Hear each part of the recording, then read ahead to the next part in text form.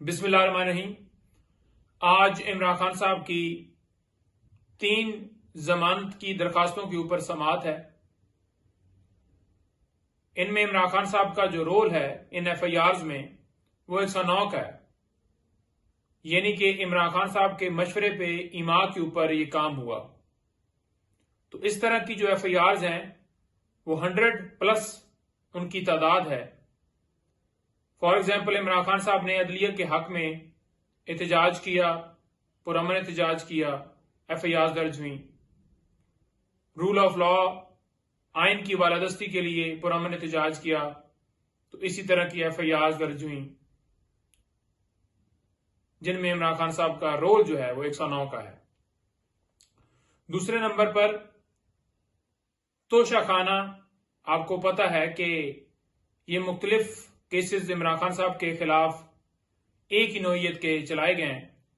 जैसा कि election commission ने कंप्लेंट फाइल की थी जिसमें इमरान खान साहब को सजा हुई थी, एक वो तोशाखाना, एक थाना कोसार के अंदर FIR दर्ज हुई थी जेली रसीदों के हवाले से तोशाखाना के रिलेटेड।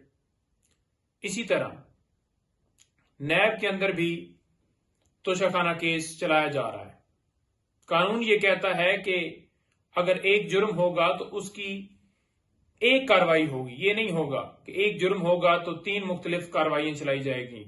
मिसाल के तौर पर एक बंदे का मर्डर होता है क्वेटा में, तो यूं नहीं होगा कि कत्ल का जो मुकदमा है वो लाहौर में भी दर्ज हो जाए, पेशावर भी हो जाए, कराची भी हो जाए, तो ऐसा नहीं होगा।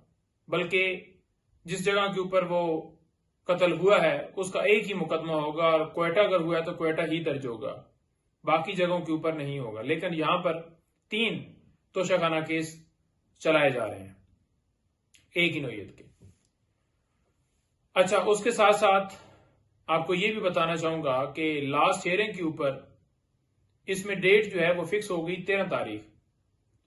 तो शाम को कोर्ट टाइम खत्म होने के बाद ये दरखास्त जो है वो नैब की तरफ से दी गई।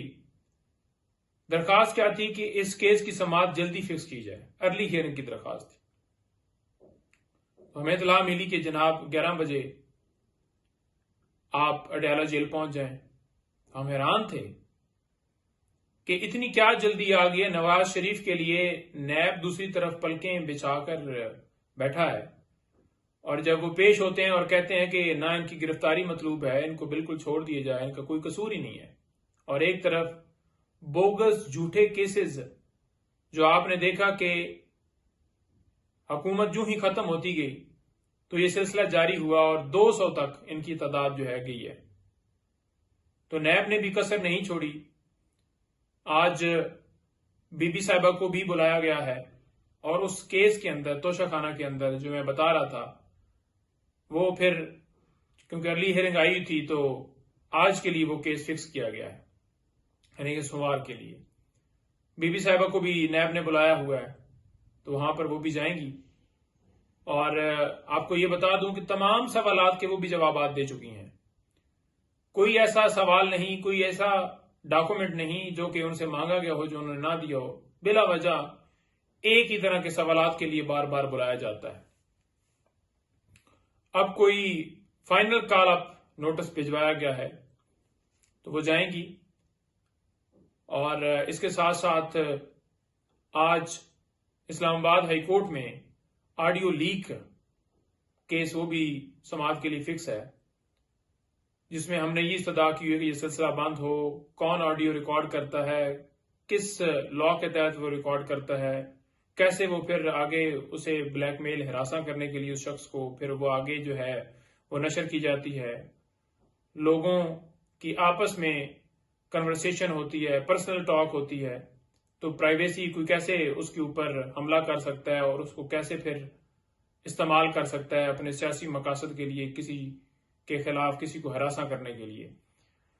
तो वो दरखास्त भी आज फिक्स है, जिसमें हमने देखा कि जितने डिपार्टमेंट्स हमने वो पार्टीज बनाए थे उनमें से किसी ने कोई मुस्तनद जवाब नहीं दिया कि वो कैसे रिकॉर्ड करते हैं, कौन करता है, कैसे फिर आगे भिजवाई जाती हैं।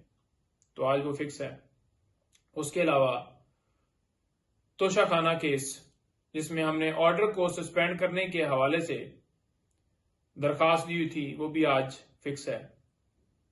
आपको पता है हमेशा क्या होता है? होता यह है कि हम केस लेकर इस्लामाबाद हाई कोर्ट में जाते हैं, उस केस का टाइम ही गुजर जाता है, वो मामला ही गैर मौसर हो जाता है, इनफ्रक्चस हो जाता है। उसके बाद वो कहीं फिक्स हो भी तो फिर उसका फायदा कोई नहीं होता। तो उसके लिए मुख्तलिफ जो प्रोसेस हैं अडॉप्ट किए जाते हैं, या फिक्स नहीं किया जाता, या फिक्स किया जाए तो लंबी डेट्स दी जाती हैं, या फिर फैसला महफूज कर लिया जाता है और लंबा फैसला जो है वो महफूज किया जाता है। बड़े अरसे के बाद जब टाइम गुजर जाता है तब वो फैसला सुनाया जाता है। तो ये भी इसी तरह का मामला है।